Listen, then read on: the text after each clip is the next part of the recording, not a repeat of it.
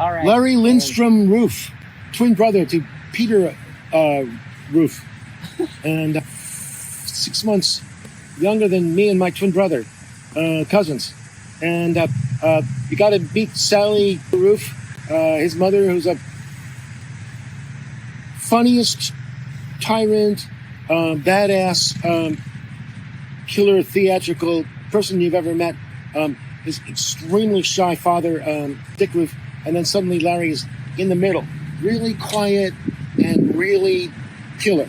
And but Larry's always got this hidden smile on his face because he's got some trick, but you don't know what it is because he's not going to tell you. My favorite thing about Larry is that when he's got 75 people who've told him their deepest secrets that they've told nobody else. He literally sits down with you, and before long, he finds out everything. He's a digger. And Larry is a baseball thrower as a kid, along with Peter. They were hot baseball throwers, and that's where they come from. I came from tennis. Uncle Ben, of course, Ben Ruhe person, was training us like little puppets to go into this boomerang movement. It was actually started with a CMP eating contest. Ben Ruhe would take about 10 little cousins who were about 10, 11, 12, 13, 14 years old to chocolate marshmallow peanut sundaes and order 12 chocolate marshmallow peanut sundaes, one in the middle, 3 for each person. Whoever ate all 3 of them the fastest got the 4th one. It pretty much killed me. But we were, in other words, Pavlov's dog, and trained by my Uncle Ben to follow one of the great 3 religions of the world, the Baha'i religion and the Aborigine bark painting religion of my uncles, and then finally the boomerang religion. And we lost out with boomerangs. Gotcha, I didn't know. He's also my honorary older brother, along with Barnaby and Peter. I don't have any older brothers, and they've been there for 30 plus years for me all the time. People look up to, people listen to. Larry was there through all my important parts, and very much missed. I met Larry, I met Eric Darnell about a month out of college, and that summer, December 1981, Eric dragged myself and another one of the employees at this company down to Larry's tournament. I had made 2 boomerangs up at Eric's house, so I was like, yeah, I'm going to go check out what this was all about. Eric's been talking up his upcoming Australia trip, and got down to Amherst, and Larry was there, Peter, Barnaby, Carl Naylor, Al Gerhardt. I think Ben was probably there. And these guys were all... The royalty. Yeah, well, these guys were all meeting and like gathering momentum for this trip that was going to be in like 3 months down to Australia, the first U.S.-Australia thing, which I was just like sort of picking up on it, but I got sucked in with this energy. I met Dennis there, Mike Forrester was there, and we stayed in at Larry's house. We partied at Larry's house, whatever, party, dinner, whatever, and then went to his little barn at the side of his house, and we were up till 4:30 in the morning, just like people I'd never met, but just like, oh, this is fun. I can get into this.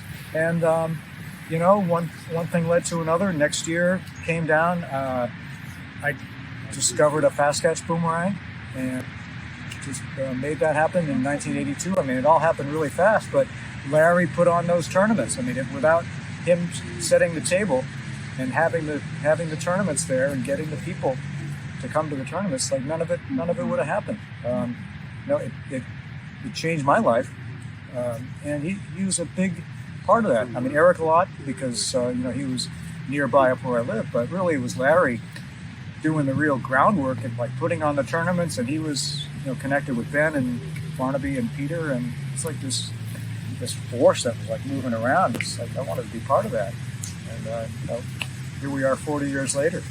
These 16-year-old Germans would show up, and it was probably Larry who was the glue, who kept the contact so that they could create the World Cup with the German, Swiss, French, etc., Yeah. Dutch, and that was Ben had already made contact with all of them, but Larry was the one who connected them as throwers. Yeah, Ben laid the groundwork for 87, but I think Larry is the guy who actually made it happen. He really did. He made the World Cups happen. At UMass, Amherst was the first International Team Cup event. Moleman was there, his second year, right? You Yeah, guys he came said in my with that. second year. Yeah, we Team were a Gel showed filling up. team. Yeah, Yeah, and yeah. Larry let us come in and throw. Had a French team, German team, 5 U.S. teams, and we were off and running. I came onto the boomerang scene after that, but like the first time I met Larry Ruhf was in 1989 at the World Boomerang Championships in Gaithersburg, Maryland. And the reason I ended up on a team there was that there was like team selection politics, and a captaincy was given to Mike Gell with the condition that he have Doug Dufresne on that team. And then Mike Gell got to select 4 other people. And so Larry kind of set that all in motion with the team politics. There was the Chet team, there was the Larry Ruhf team, and then, you know, they let Team Gel kind of have our own team. And that's when I first met Larry, was going to that. And, you know, so he was sort of an establishment figure when I met him. You know, by the time I got into boomerangs, Larry Ruhf was like, he's an important guy. He was established. Yeah, and Gel, you know, Gel was like, no, you got to be respectful to him. You got to be nice to him. And, you know, like, I used to bust Larry's balls. So, you know, it was kind of like Good. Well, you were Team Gel. And then he was Team Gel, so he was supposed to bust Larry's balls. It was only later in life, like at some of those farm tournaments, you know, where I really bonded with Larry a little more, just hanging out and enjoying our time. I told the story at the ash ceremony that in the '88 World Cup going to Europe, Mike and I wanted to get on a team, and Larry was pretty much against it because we were, you know, he knew us from '87, where we'd show up with a suitcase of beer at the Australian round circle, you know. And, you're going to be out there for a while. Might as well bring all the beer with us. And so he said, look, you know, you guys just aren't serious enough. We're going all the way to Europe to compete, and, you know, we need to. And we said, look, we'll do anything you want. We won't drink the night before, put us on a practice regimen, whatever. Just we need to get beyond this team. So he put us on the team, and we ended up taking second place, you know.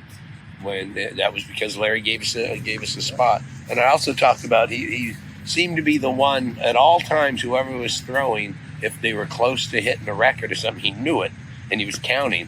When I hit my world record, I didn't know I was for Australia, and I didn't know I was there, but Larry, as soon as I caught, screamed world record and came running up. And when I hit my American record at Barnaby, same thing, and it just, you know, he was right there, and he knew what was going on. He was definitely a big ambassador of the sport.